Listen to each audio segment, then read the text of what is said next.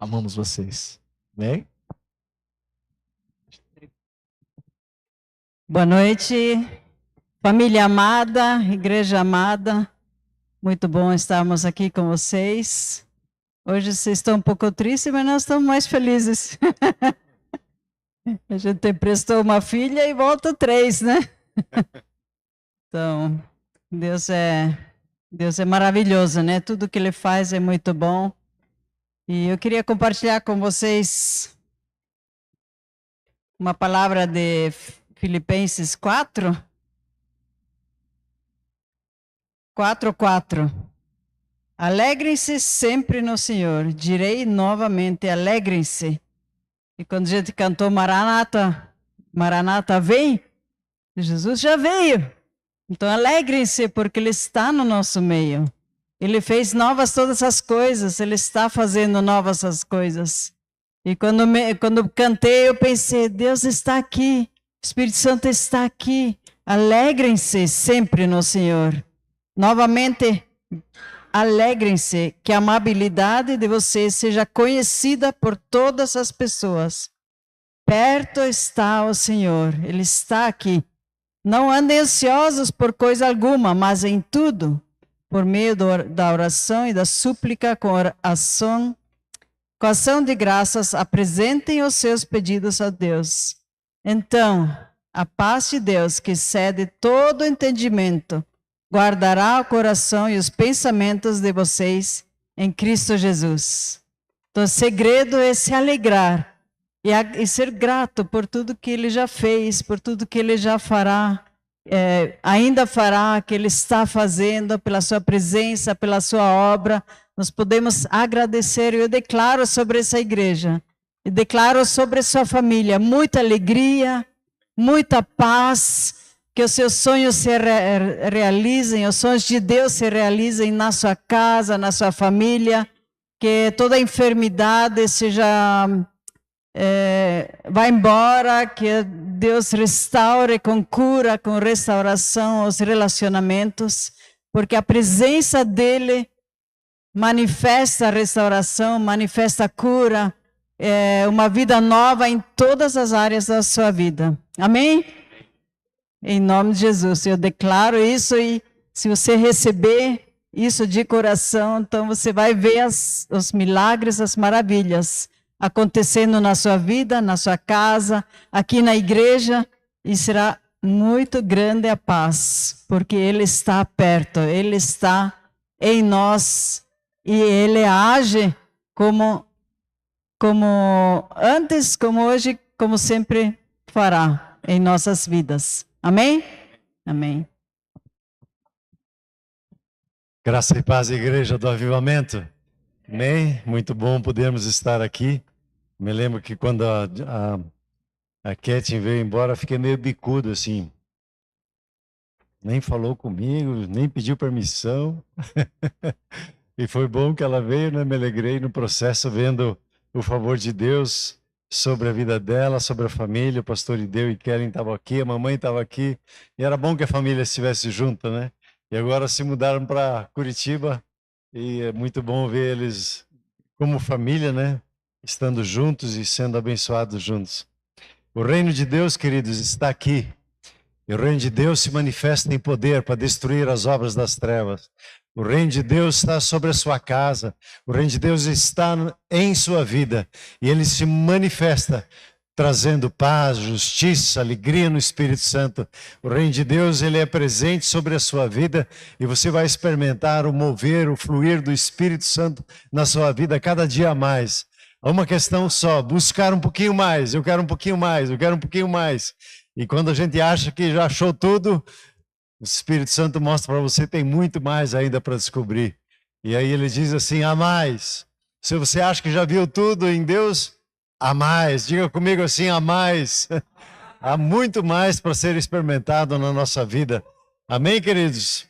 Glória a Deus. Eu queria compartilhar hoje com você esse tema: Deus é o Rei da Glória. E quem tem me acompanhado no YouTube, se você ainda não se inscreveu lá, me apoia, me ajude lá, tá? O canal está pequeno ainda, aparecendo. Você não vai esquecer, o nome do canal é Arno do Céu. @Arno do Céu. E @Arno Heinrich fica difícil, né? Para quem fala no marketing, né? E o Espírito Santo me deu, estou meio assim, ficando meio sem jeito, mas é isso aí, Arno do Céu. Falando das coisas dos céus, né? E eu queria ler com você, por gentileza, pega a sua Bíblia e abra ali no Salmo 24. Deus, Ele é o Rei da Glória. É um convite para você e para mim a termos uma metanoia, uma mudança de mentalidade, né? Daquilo que Deus tem preparado para nós. Salmo 24 diz assim: Ao Senhor pertence a terra e tudo que nela se contém, o mundo e os que nele habitam. Fundou a ele sobre os mares e sobre as correntes a estabeleceu. Quem subirá ao monte do Senhor? Quem há de permanecer no seu santo lugar? O que é limpo de mãos e puro de coração, que não entrega sua alma à falsidade, nem jura dolosamente. Este obterá do Senhor a bênção e a justiça do Deus da sua salvação. Tal é a geração dos que buscam a face do Deus de Jacó. Versículo 7. Levantai-vos, ó portas, as vossas cabeças. Levantai-vos, ó portais eternos, para que entre o Rei da Glória. Quem é o Rei da Glória? O Senhor, forte e poderoso. O Senhor, poderoso nas batalhas. Levantai, ó portas, as vossas cabeças. Levantai-vos, ó portais eternos, para que entre o Rei da Glória. Quem é o Rei da Glória? O Senhor dos exércitos. Ele é o Rei da Glória. E ainda um texto lá da primeira carta de Timóteo, capítulo de número 1.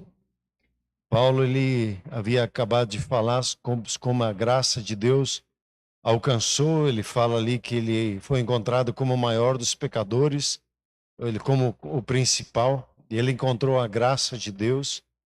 E aí no capítulo 1 de 1 Timóteo, versículo 17, ele entra em louvor a Deus e diz assim: Assim, ao Rei eterno, imortal, invisível, Deus único, honra e glória pelos séculos dos séculos. Amém. Amém? Muito bem.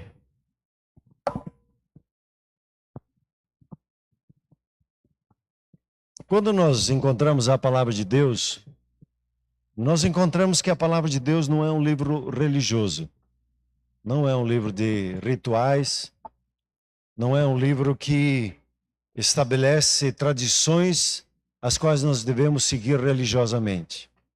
A religião é um esforço humano para se religar a Deus, para poder buscar a Deus no seu esforço próprio.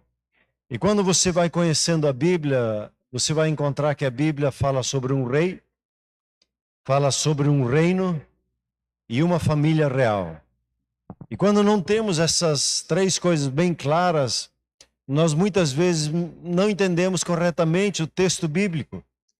E como nós vivemos num ambiente religioso, muitas vezes não conseguimos acompanhar o pensamento de Deus e o que significa todo o processo da palavra de Deus. E quando Deus gera Adão e Eva e estabelece eles como governantes sobre a face da terra, como aqueles que deveriam ter domínio sobre todas as coisas, e eles começaram a governar como? Com aquilo que Deus mesmo usa para governar, com a palavra. E disse Deus: haja luz, e houve luz. E ele entregou essa mesma habilidade para o ser humano, para ele governar pelas palavras. E a vida, ela é governada pelas coisas que nós falamos. Quando você encontra em Provérbios o texto que diz assim: a vida e a morte estão no poder da língua. Quem souber dominar a língua, bem lhe será. Aí você pega Tiago, ele diz assim: nenhum ser humano consegue dominar sua língua. Aí estou lascado. Quem vai me ajudar? Graças a Deus que o Espírito Santo habita em nós. E ele, debaixo do governo dele, ele nos habilita a cuidar da nossa boca, de como nós falamos. E o ser humano, por uma palavra, foi confundido e ele perdeu o governo e se tornou escravo, em vez de governante.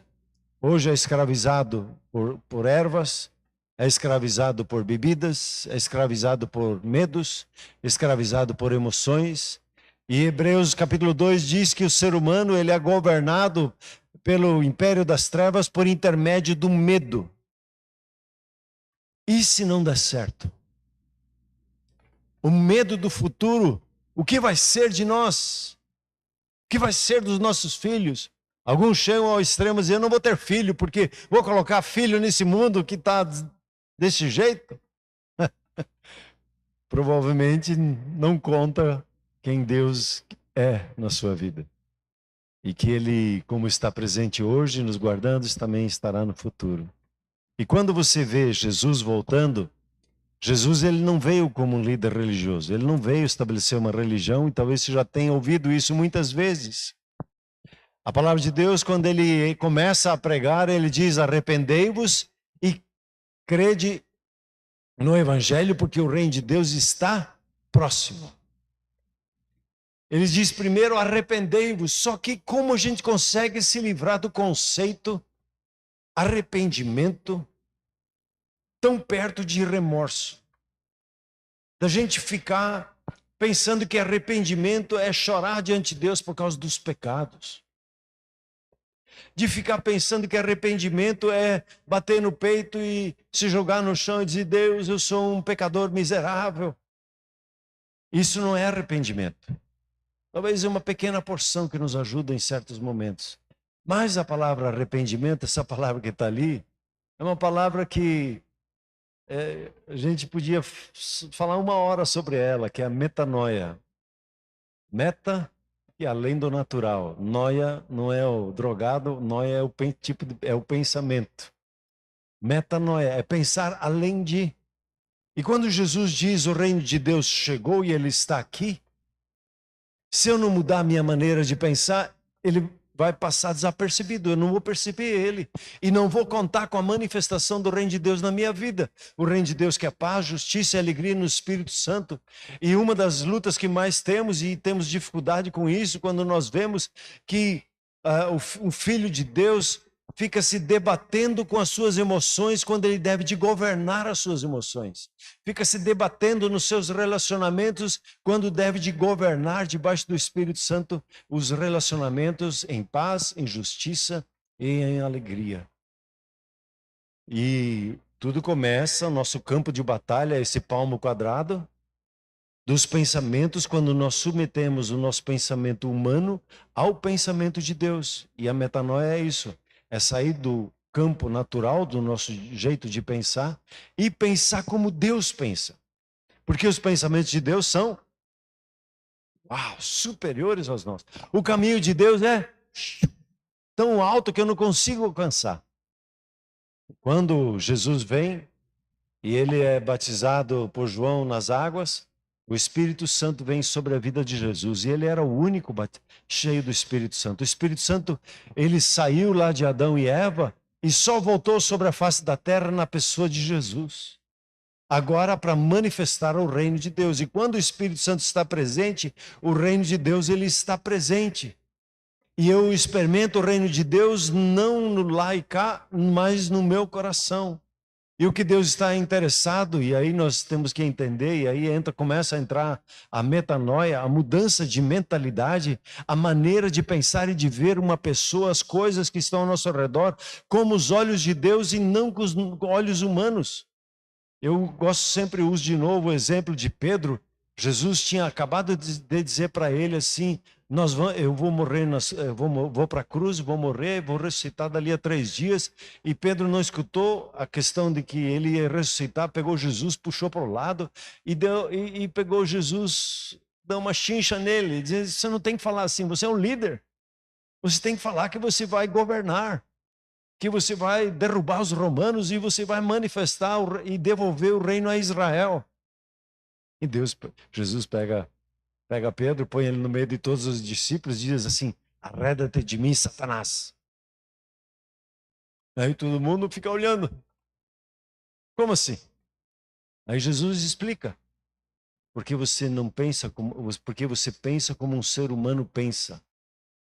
Você tem o pensamento está endemoniado, que só pensa em si mesmo, só pensa no seu próprio bem-estar, só pensa em ter bens, só pensa naquilo que outros podem dar para mim, quando o pensamento de Deus é diferente.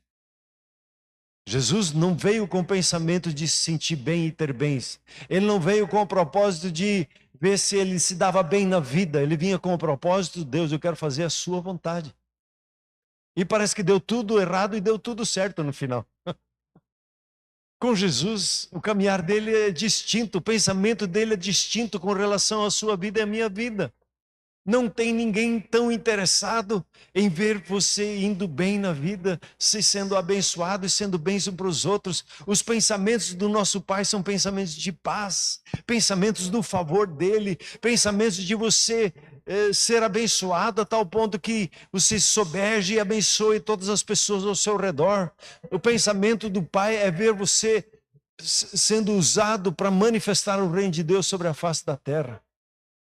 E é interessante que Jesus, ele nunca pregou sobre cura, nem sobre libertação, e nem sobre ser próspero. Ele pregou o reino de Deus. E ele disse para os seus discípulos: e vocês prestem atenção, não inventem moda, vocês pregam o reino de Deus. E quando o reino de Deus é pregado e o reino de Deus é crido, o que acontece? Curas, sinais, prodígios, maravilhas. A pessoa prospera na vida, ela vai bem na vida. Prosperar é ir bem na vida, cumprir com o propósito de Deus na vida. E nós precisamos, nesse processo todo, começar a pensar em Deus como rei. Eu queria me ajudar e ajudar você, pedir ao Espírito Santo que nos ajude a virar uma chave dentro de nós.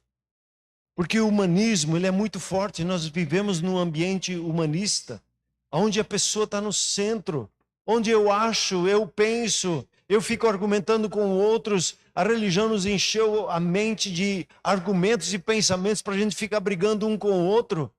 E a gente imita o mundo, quando na igreja é diferente. A maneira de tratar é diferente, de olhar um para o outro é diferente. A Bíblia é muito clara quando diz lá em Filipenses: considere o outro superior a você mesmo.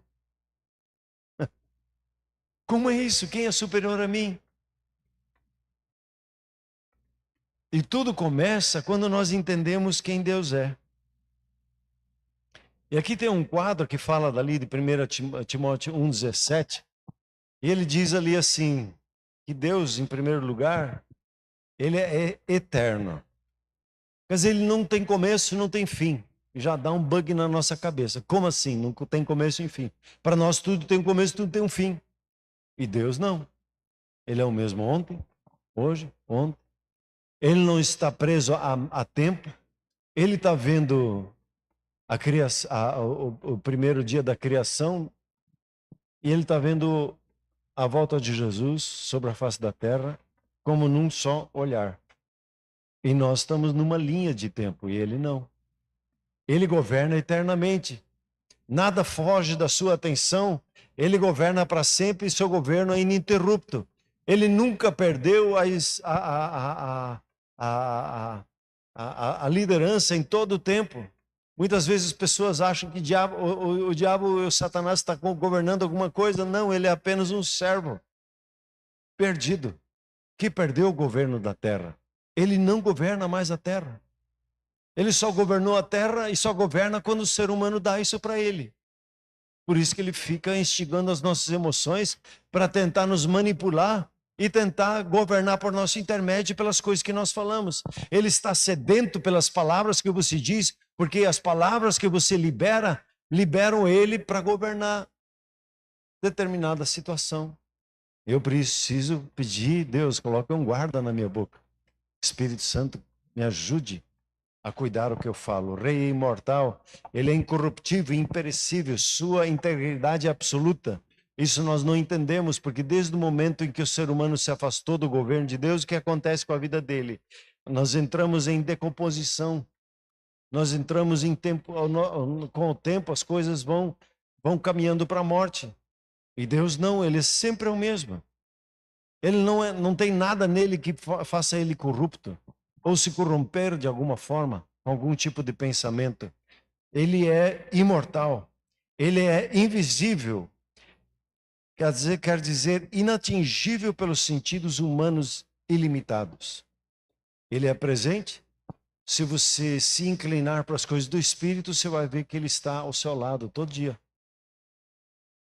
Porém, se você se inclinar para as tuas emoções e teus pensamentos, você vai se sentir sozinho. E quando você se inclina para ele, presta atenção que ele está presente na sua vida, você encontra paz, segurança, tranquilidade.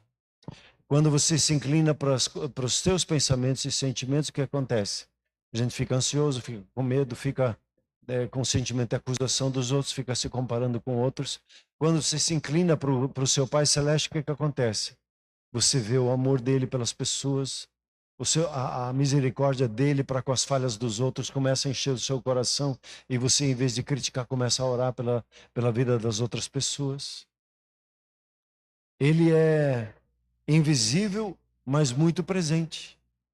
Ele é um Deus único, sozinho no topo, sem igual ou rival. Ele é soberano e não tem nenhuma pessoa que possa ser comparada a ele.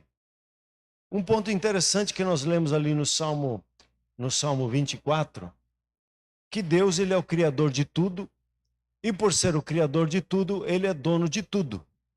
Ele é dono dos céus, da terra, e de tudo que tem na terra, e de todos os habitantes da terra. Esses dias, o ser humano queria lacrar com uma frase: meu corpo, minhas regras, né? Mas seu corpo não te pertence mais, porque você foi comprado com o sangue do Cordeiro. Meu corpo, as regras de Deus, do jeito que ele quer e pensa. A mentalidade de Deus é distinta, e a base de autoridade que Deus tem na terra é por direito de criação. Qual o direito que ele tem sobre a minha vida? Total. Porque da onde que você vem? Você veio dele. Você nasceu da parte de Deus. Você não nasceu pela vontade humana, mas o sopro de Deus veio na sua vida e você foi criado conforme imagem e semelhança dele. Você é a expressão dele sobre a face da terra. E ele manifesta o jeito dele por intermédio do seu jeito. Por isso que o seu jeito é único, a sua maneira é única, e você expressa de uma maneira única a Deus. E todos nós juntos manifestamos a Deus juntos. Então ele é o proprietário legal, e o termo, quando nós usamos Senhor Jesus, significa literalmente dono e mestre. Não é no sentido assim que as pessoas vêm para mim e dizem assim: como é que o senhor está? Eu digo assim: o senhor está bem, eu também. Antes me chamavam de você, daí começaram a chamar de tio. Opa, a idade começou a avançar. Agora já me chamam de senhor. Então, o senhor vai bem e eu também vou bem. Senhor é aquele que é o dono, é o proprietário. E aqui uma palavra interessante que daria um tempo para explicar. Na linguagem grega, eles tinham uma expressão chamada Kyrios, da onde vem o nome Senhor. E eles consideravam que o imperador romano era o Senhor. Ele era o Kyrios. Significava que ele era dono de todo o Império Romano, de todas as terras e de todas as pessoas. Tanto que, se fosse necessário matar uma pessoa, ele podia matar porque ele era dono daquela pessoa. A vida da pessoa não pertencia a ela, pertencia ao Kyrios. Aí ele concedia o uso das terras a pessoas. E essas pessoas eram os senhores daquelas terras. Que daí, pela sua parte, tinham pessoas que eram seus escravos naquela região. E aí o César era chamado do quê? De Kyrios dos Kyrios. Ele era o senhor dos senhores. Aí vem o crente e diz: Jesus é o Senhor. Traidor da pátria. perdeu a vida. Por que o cristianismo foi odiado? Simplesmente por essa frase: Jesus é o Senhor. Você pode dizer comigo assim: Jesus é o Senhor? Quando você diz isso: Ele é o Senhor, Ele é dono da minha vida. A minha vida não me pertence, a minha vida pertence a Ele. E a grande vitória para que nos tira do império das trevas e faz a transição de um ambiente de opressão do império das trevas e nos traz para o reino do Filho do seu amor, é a declaração que você faz de independência: Jesus é o Senhor da minha vida. O nome de Jesus te tira daquela jurisdição espiritual e te coloca numa nova jurisdição, agora debaixo do governo dele. Amém? E quando eu entendo isso, eu percebo que a minha vida não me pertence. E nenhuma decisão eu posso fazer por mim mesmo. Eu preciso pedir permissão. Eu preciso pedir, nem permissão eu peço. É a minha oração: Senhor, como é que o Senhor quer que eu fale? Senhor, como é que o Senhor pensa? Como é que o que o Senhor quer fazer com aquilo que o Senhor me confiou? Nada do que temos é nosso ou veio por força própria. Tudo é dom, é graça de Deus na sua vida, para abençoar a sua vida, mas para não parar na sua vida. Não pensamos como acumuladores que querem ficar acumulando coisas, mas pensamos como aqueles que, com tudo que temos, queremos abençoar outras pessoas. E quanto mais nós estendemos a bênção para as outras pessoas, o que acontece? Deus envia mais sobre nós para que nós possamos abençoar mais pessoas. Amém? Aí você começa a entender as palavras de Jesus. Então, Deus como rei, ele tem um direito inquestionável, ele é rei porque criou tudo e isso lhe dá o direito de propriedade absoluto, porque a terra é dele e a nossa vida é dele. E aqui, queridos, a gente pode meio que dar uma dormida religiosamente falando. Opa! Mas espera aí, na minha vida mando eu. Bem-vindo ao reino. Se submeta ao Senhor dos senhores. Quando você diz a minha vida mando eu, é uma postura rebelde, é comparada ao império das trevas. Quem manda na nossa vida é? Diga quem? Jesus. Diga com convicção: Jesus é o meu Senhor. A melhor coisa que podia acontecer para você e para mim. Nós viemos com nada e vamos sair dessa vida com nada. Tudo que nós fizemos na vida é para servir e honrar a vontade do nosso Pai. É como Jesus viveu. E Deus, ele é incorruptível. Por quê? Porque tudo é dele. Quando você pega o Salmo 50, 51, Deus diz assim: me diga aí, o que você pode me dar que eu não te dei? Como você vai me satisfazer com $1 milhão? Se o universo é meu? Você vai conseguir me comprar com 1 bilhão? Tudo é meu. Como assim? E nosso relacionamento com Ele é simplesmente de entrega, de rendição plena e cuidado a Ele. E aqui entra o nosso maior inimigo quando nós pensamos e falamos sobre o reino. A religião, ela quer substituir o nosso relacionamento com Deus com rituais, com coisas que nos afastam e nos fazem como que adormecer dentro dos ritos. E a religião, ela tem assim, as atividades religiosas, elas são a nossa paga. E quando no reino de Deus é distinto. Por exemplo, algumas comparações, 4 básicas. O foco é em ritual e regras. A gente fica pensando, está certo ou está errado. E a gente olha um para o outro, não, está errado. O jeito dele viver está errado. Você já viu como ele está vivendo errado? E a gente fica julgando os outros. A religião faz isso conosco. Porque nós éramos acostumados no império das trevas a ser governado dessa forma. A ficar criticando e achando, pelos erros dos outros, querendo nos justificar. A religião, ela fica promovendo a independência. E a dificuldade que nós vivemos no ambiente democrático é achar que nós podemos ficar questionando Deus. E querendo colocar Deus no banco dos réus. E dizer, como é que Deus deixa isso acontecer? Cadê o Deus justo se isso está acontecendo? Sabe de onde que esse tipo de pergunta vem? Vem do império das trevas. Porque o império das trevas trabalha a vida toda para denegrir a imagem de Deus.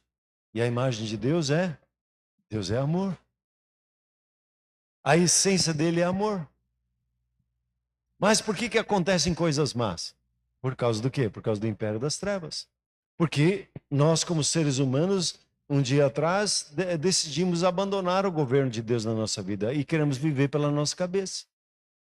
E achamos que vivemos pela nossa cabeça, mas no final estamos sendo manipulados pelas trevas. Veja lá Efésios 2. A religião promete o céu no futuro. E a gente fica pensando em escapar da terra, escapar dos problemas. Isso é um pensamento religioso. A religião cria súditos, escravos, limitados. Quando que você olha para o reino de Deus, todo foco é em administração governamental prática. É ter Jesus como governante na sua vida. Como é que isso acontece? Você começa o seu dia buscando o seu Senhor. Aqui está a agenda desse dia. O que o Senhor quer que eu faça nesse dia? Como é que eu vou tratar com essa pessoa? O que o Senhor quer fazer ali? Nesse projeto, como o Senhor pensa, como nós vamos servir outras pessoas? O que está no seu coração com essa empresa, com essas pessoas? E a gente sai no dia para executar a vontade dele. Agora, a gente sai o dia, já sai às vezes atrasado no horário, sai, corre, fica fazendo as coisas e entra em estafa, em descanso, em ansiedades, porque a gente não parou para ouvir o que era para fazer. E fica fazendo um monte de coisas às vezes que não precisava. E fica fazendo força do próprio braço, quando que não precisamos viver assim. Quando Deus ele trata as nossas vidas e a gente começa a buscar o governo dele e reconhecer a Jesus como o Senhor de nossas vidas, nós vamos perceber que o reino de Deus vai se manifestando no nosso dia a dia. O reino tem a ver com uma dependência total do rei. E algumas pessoas dizem assim, eu não vou incomodar a Deus com esse meu probleminha. Aí, você acha que está preocupado com o teu cabelo? O Deus é contador, ele conta o seu cabelo. Ele sabe quantos fios tem lá. Estava olhando esses dias para que está diminuindo, meu Deus. Vamos combinar um negócio aí para voltar?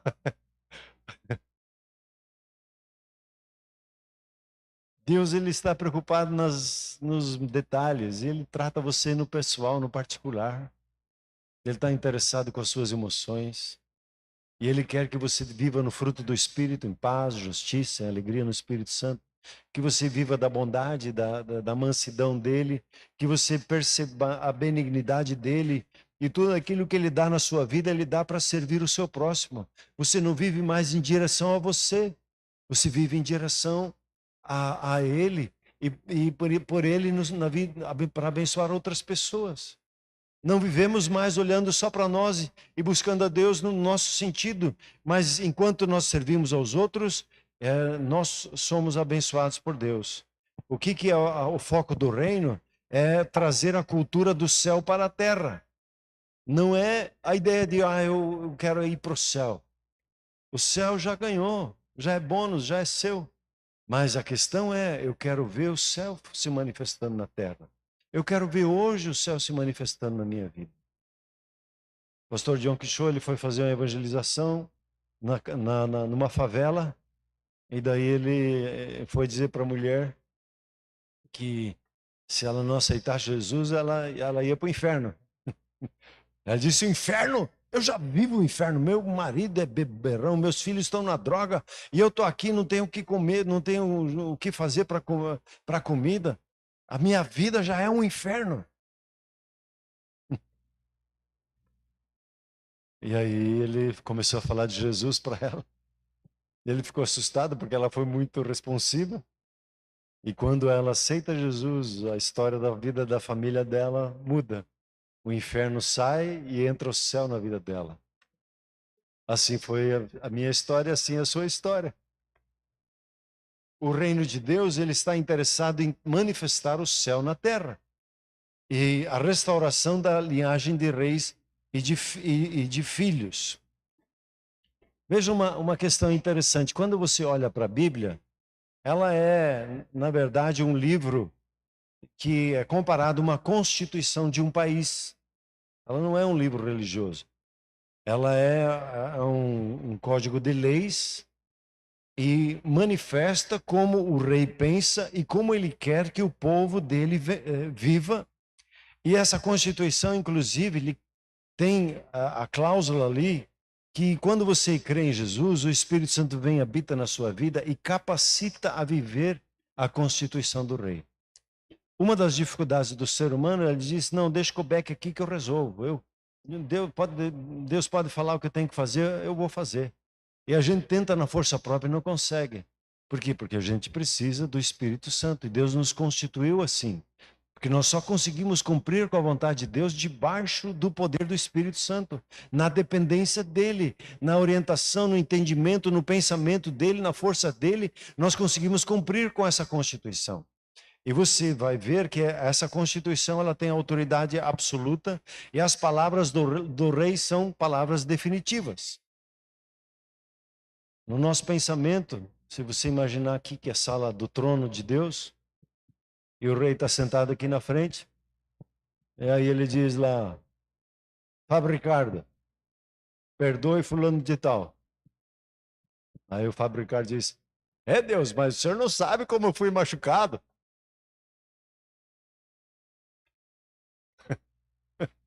Outro daí diz lá, mas ele que é culpado, não sou eu.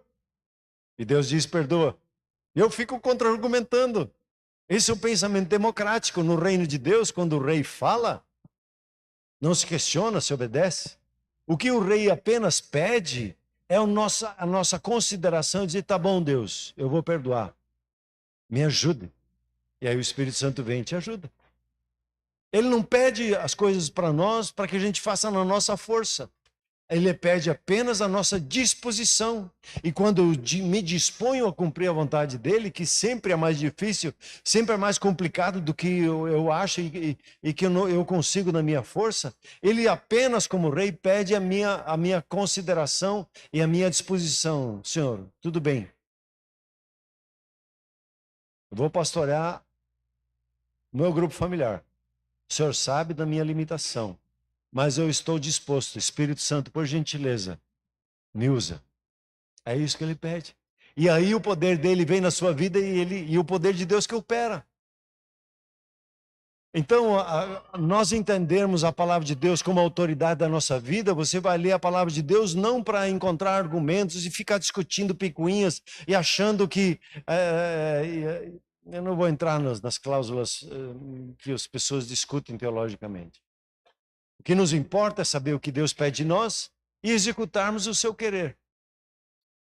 E se ele olha para a nossa família, a gente simplesmente pergunta para ele, né? Eu gostei muito do testemunho do meu professor, Mark Virkler. Ele recebeu uma palavra de Deus. Deus disse para ele assim, eu vou fazer de você um empresário. Ele disse, beleza, Deus, onde é que a gente começa? Aí ele disse, a gente começa o seguinte, você vai amar a tua esposa. Deus, mas o que tem a ver?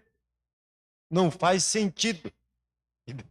E Deus sabe aonde que está as nossas dificuldades. Deus diz para ele, eu quero colocar muito dinheiro na tua mão, mas o dinheiro vai trazer à tona o que está no teu coração. Então vamos limpar o teu coração primeiro.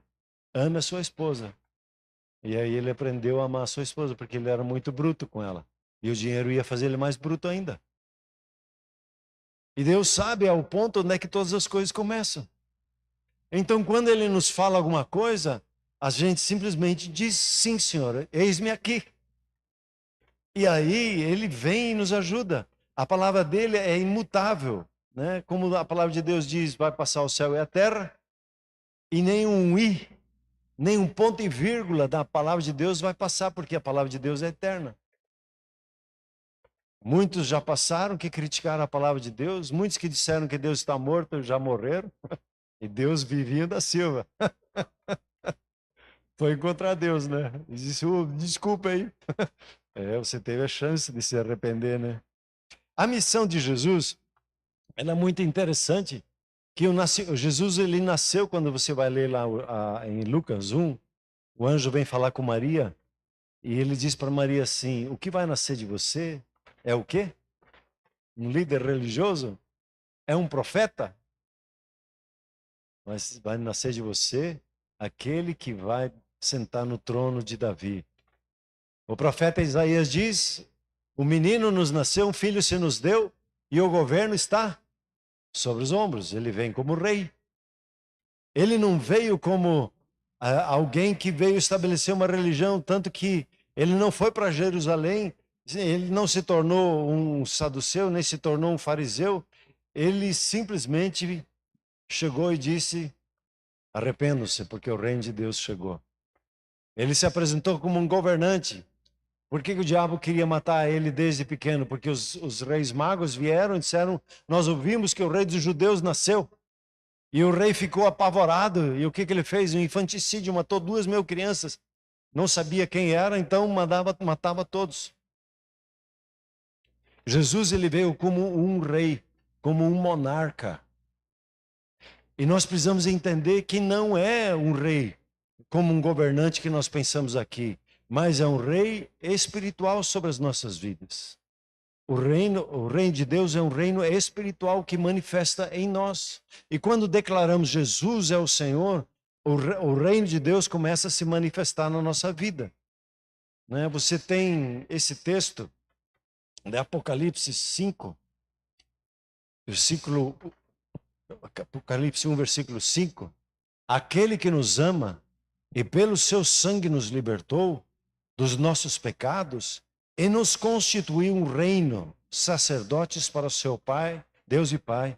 A Ele a glória e o domínio pelos séculos dos séculos. Outra tradução diz: Ele nos estabeleceu, nos constituiu como um reino de sacerdotes, que tem acesso a Deus, conversam com Deus e manifestam a Deus sobre a face da terra. Esse é você. Jesus veio para isso. Para que você, aonde você está, do seu jeito, manifeste o reino de Deus. E Jesus morreu e ressuscitou. E a primeira atitude que ele tomou, ele receba o Espírito Santo. Porque para isso que ele morreu e ressuscitou.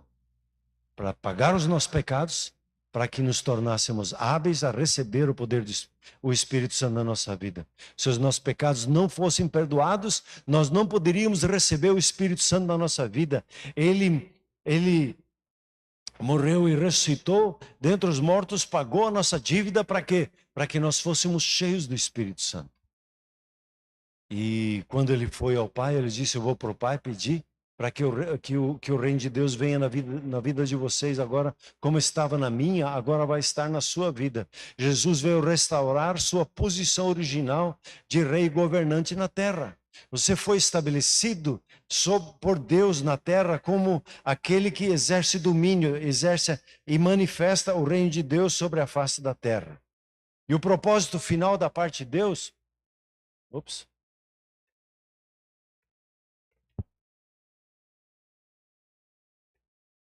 Desculpe. Propósito final. Estava querendo chamar já para terminar a mensagem. Vocês estão bem? Estão comigo ou não? Amém? Estão sendo abençoados? Eu me divirto muito com isso. Posso ficar falando a noite toda aqui, 1 hora, 2 horas. Mas sei que o tempo urge, né? Está na hora já. O que o Senhor Jesus ensinou na oração que nós chamamos a oração do Pai Nosso? Pai Nosso que está nos céus, santificado seja o seu nome. Venha o teu reino. Faça-se a sua vontade, assim como no céu, na face da terra. Assim como as coisas são no céu, a nossa preocupação é orar para que o céu se manifeste em nós e através de nós a favor dos outros. E tudo que Deus nos dá, Ele dá na nossa vida para que a gente vá e abençoe outras pessoas. O propósito de Deus aqui não é um mero pedido, é uma declaração de intenção de estender a influência do reino dos céus invisível para a terra visível. Deus quer filhos que operem como reis governando a terra sob a cultura e as suas leis. Ali onde que você está, nós não estamos falando de cargo político, nós estamos falando de você governar bem a sua casa, a sua própria vida, governar bem o seu casamento, governar bem os seus filhos, governar bem o seu trabalho, onde você está, e manifestar o reino de Deus sobre a face da terra. O reino de Deus, ele vem para se manifestar, por exemplo, nas ruas de Genebra e nas ruas de Berna, onde o evangelho chegou, eles tinham o esgoto ao céu aberto. Isso só mudou por causa da igreja. A igreja disse, isso não pode continuar assim. E a igreja trabalhou para resolver a questão do esgoto da cidade. Aí o sapateiro, ele pensou assim, eu vou manifestar o reino dos céus no sapato, vou fazer o melhor sapato que tem no mundo. Aquele que fazia chocolate, ele disse o seguinte, eu vou fazer o melhor chocolate do mundo. Agora estragaram, né? Encheram de açúcar. No começo não era assim. Mas agora colocam tanto açúcar para a gente ficar viciado. A gente tem que comprar o de 70 de cacau, né? Aí fica meio estranho daí. Mas outra conversa. O relojeiro, ele diz o seguinte, eu vou fazer o melhor relógio do mundo. Para a glória de Deus. Tudo que eu faço é para glorificar a Deus. Deus, como é que o Senhor quer ser glorificado no meu casamento? Como é que o Senhor quer ser glorificado no meu trabalho? No que eu estou fazendo, como é que eu vou te glorificar? Limpando, governando uma empresa. O que é o melhor que o Senhor tem em mente para esse lugar? As pessoas vão vir aqui, vão me encontrar e vão perceber a presença de Deus. Algumas pessoas até dizem assim para a gente, né? A gente ora por eles. Disse, puxa, quando vocês chegam assim, tem uma energia boa. É, vocês que não sabem a energia boa que a gente carrega. O Espírito Santo de Deus habita em nós. Faraó, quando ele olhou para José, ele disse, o Espírito de Deus está se manifestando na vida desse menino. 20 e tantos anos, você vai ser o governador.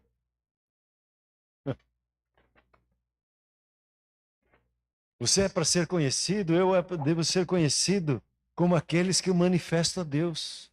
Quando nós lemos em Atos 1:8, que é testemunhar, o que é testemunhar? É falar das coisas que você experimentou. Daquilo como você experimenta Deus agir na sua vida. Nós estávamos em crise outro dia lá em casa, daí eu chamei a minha esposa, meus filhos, e nós oramos. E aquela brigaceira que estava lá em casa, aquela gritaria que estava lá, a gente orou a Deus e a gente pediu perdão um para o outro, a gente pediu orientação de Deus o que tinha que fazer, e a nossa casa ficou em paz. O quê? Vocês pediram perdão? Coisa mais natural que tem. Você, como homem, pediu perdão para sua esposa? Sim, qual é o problema? O reino de Deus é assim. Nós nos submetemos uns aos outros. Você só orou e o ambiente da sua casa encheu de paz. Nós manifestamos o reino de Deus, a presença de Deus, e para isso que nós vivemos. E quando nós vivemos para isso e experimentamos, venha, Senhor, o teu reino nessa situação. Quando nós oramos por pessoas, o nosso intuito não é só que a pessoa se sinta bem e se livre de uma doença, é que a vontade de Deus se estabeleça na vida da pessoa. E daí nós oramos, Senhor, vem com o teu reino nesse lugar. Vem com o teu reino sobre essa situação. O que está acontecendo? Faça-se a sua vontade sobre as nossas vidas. E aí o Espírito Santo começa a manifestar os dons, começa a manifestar os frutos para que nós possamos abençoar pessoas. E aí nós entendemos que você tem uma cidadania real, você tem um passaporte para o céu. E esse passaporte, ele é direito de sangue. Ninguém se faz filho de Deus. Nós somos feitos filhos de Deus. Veja esse texto. Todos quanto receberam deles o quê? O poder de serem feitos filhos de Deus. A saber, todos que creem no seu nome.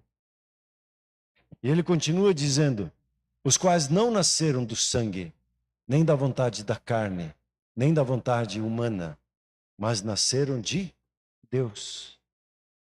Quando você simplesmente diz, eu creio em Jesus,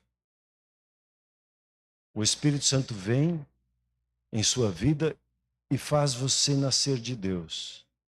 Pode dar uma glória a Deus por isso? Você é feito filho de Deus e você recebe da parte de Deus o direito de cidadania. Com o direito da cidadania, você recebe o direito de imunidade e proteção.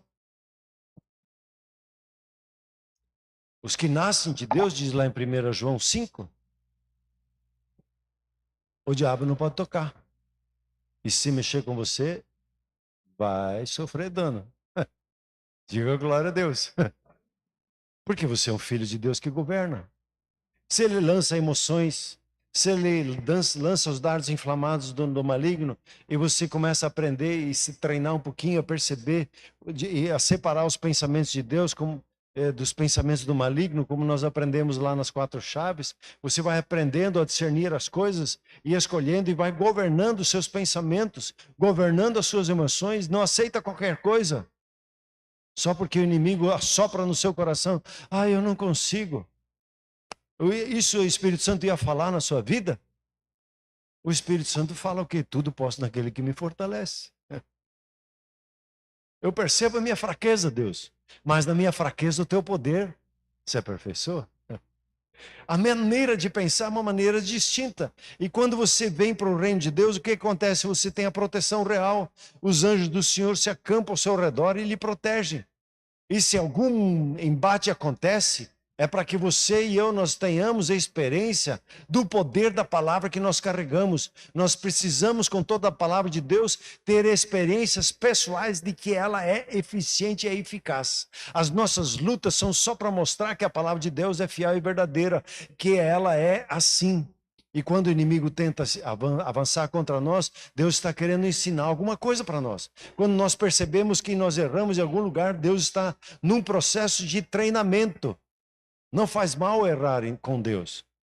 Faz mal ficar querendo achar desculpa. Deus só quer o nosso consentimento. Realmente, eu errei aqui. Beleza, aprendeu a lição? Aprendi. O que você aprendeu? Isso. Beleza, vamos para frente. Porque às vezes, para conseguir acertar, eu preciso errar. Não que eu procure errar, mas às vezes acontece. E tem uma coisa interessante em Deus. Ele tem um favor real.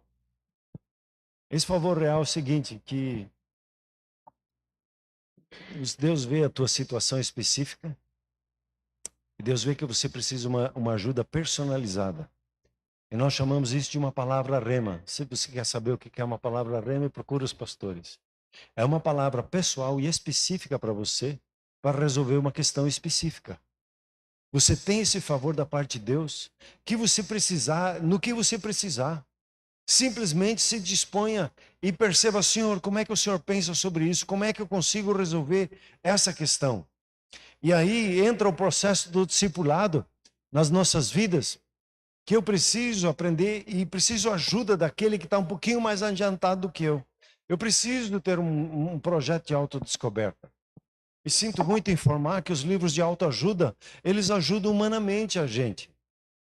A gente não se conhece procurando conhecer quem nós somos. Nós vamos nos conhecer quem nós somos quando nós conhecemos a Deus. Porque nós nascemos de Deus, nós carregamos a imagem e semelhança de Deus. Você quer conhecer e saber por que você fica indignado e até com raiva com certas circunstâncias? Pergunte para Deus. Ele vai dizer para você, é porque eu não compactuo com essas coisas.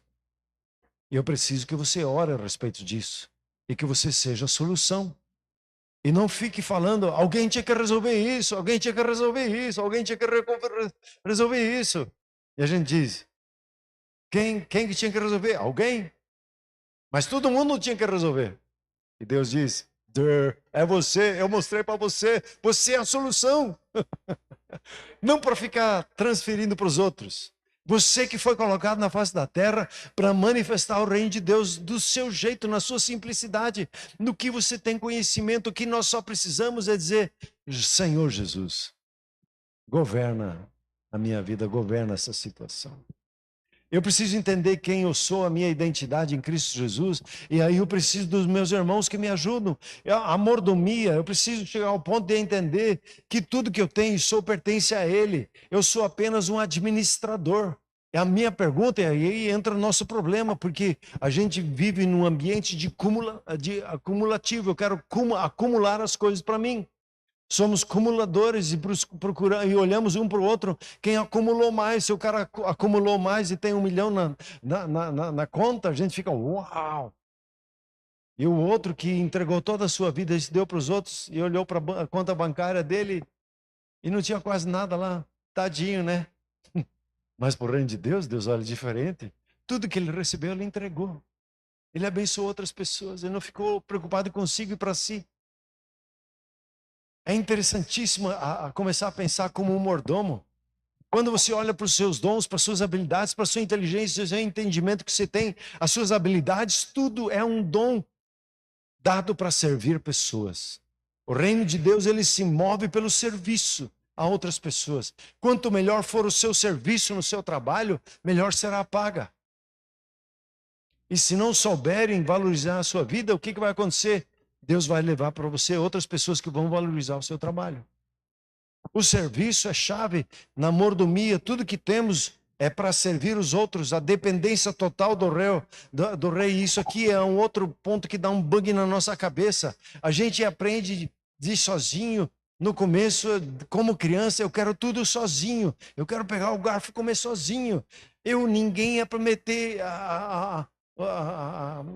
falar na minha vida, porque eu sou autossuficiente. E no reino de Deus não é assim, eu sou dependente de Deus. E quanto mais dependente eu sou do Espírito de Deus, o que acontece? Mais o Espírito Santo opera na nossa vida. É o contrário. Não é quanto mais forte eu sou, é quanto mais quebrantado eu estou. Quanto mais entregue eu estou, mais o Espírito Santo pode me usar. Por isso que aquela contradição, quanto mais fraco eu sou, mais o poder de Deus opera na minha vida. O poder de Deus se aperfeiçoa na minha fraqueza. Não faz mal eu me sentir incapaz de pregar a palavra de Deus. Eu só peço, Espírito Santo, me ajude. Fala, Senhor, por meu intermédio. Outra coisa que eu preciso entender e aprender e me ensinarem, que eu estou aqui para representar um reino. Acho que já tinha que ter terminado, né, pastor? Eu vou terminar já rapidinho, tá bom? A representação. Governe de forma a provar que a administração de Deus é superior a todos os outros sistemas e testemunha dos resultados na prática. Tudo que você tem é para representar o seu rei. Amém? E uma questão chave, o protocolo do reino de Deus, o reino de Deus funciona como Jesus. Jesus, ele dizia o que? O filho, ele nada pode fazer de si mesmo, senão somente aquilo que vir fazer o Pai. Para que eu consiga viver o reino de Deus, eu preciso ser como Jesus, totalmente dependente. Senhor, me diga o que eu tenho que fazer, me mostra como é que eu tenho que fazer. Fala o que eu tenho que falar. E aqui daí nós falamos esses tempos atrás, aí no começo do ano passado, né? As 4 chaves para ouvir a voz de Deus, só lembrando, ouvir a voz de Deus é tão fácil quanto se aquietar, vigiar para ver, perceber os pensamentos espontâneos e escrever. E queria concluir com essa palavra, o último capítulo da Bíblia que diz lá, e do trono de Deus e do Cordeiro flui um rio. E onde é que está esse trono? Nos céus? Está no seu coração. A partir do seu coração, o trono de Deus manifesta rios de água viva, que ele fluem de uma forma extraordinária. E eu quero te convidar hoje a você se posicionar diante de Deus e dizer, Deus, eu hoje confesso Jesus como o Senhor da minha vida. Eu sou um filho amado do Senhor, uma filha amada. Eu quero que o teu reino se manifeste na minha vida para abençoar outras pessoas. Venha o teu reino na minha vida. Manifeste o teu reino na minha vida.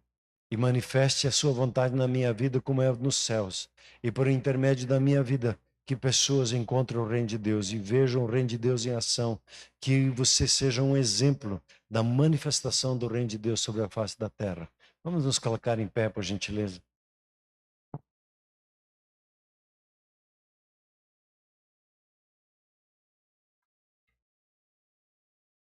Peço que a equipe venha, os músicos.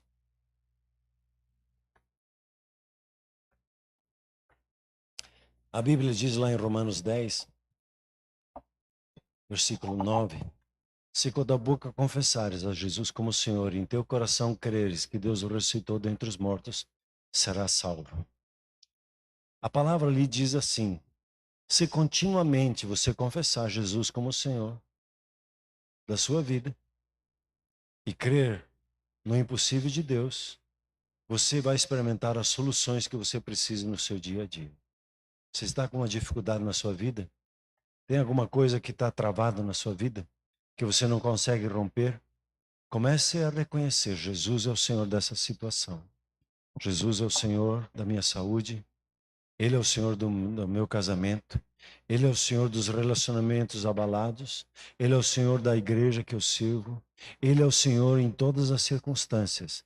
Crendo no coração, na força do poder da ressurreição, porque para Deus não há impossíveis.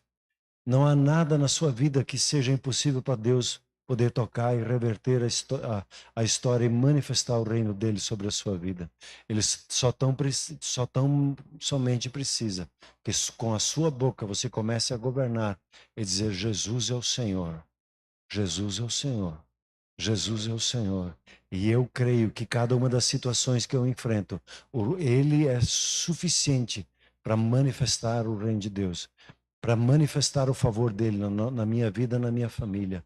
Eu quero orar com você. Se você sentir no coração, eu preciso que alguém ore comigo, vem aqui à frente, os pastores, nós vamos estar aqui orando e abençoando a sua vida enquanto nós cantamos. Vem aqui e se una. Se você acha que você consegue sozinho, ore no seu lugar e diga isso. Mas eu te digo, irmão, nós precisamos uns dos outros. Nós somos interdependentes do mover de Deus na nossa vida e precisamos da oração dos outros. A Bíblia é muito clara: orai uns pelos outros para seres curados. Orai uns pelos outros para que o poder de Deus se manifeste na nossa vida. Amém, queridos? Pai Celeste, obrigado que o Senhor conhece o nosso coração. Obrigado que o Senhor é o nosso...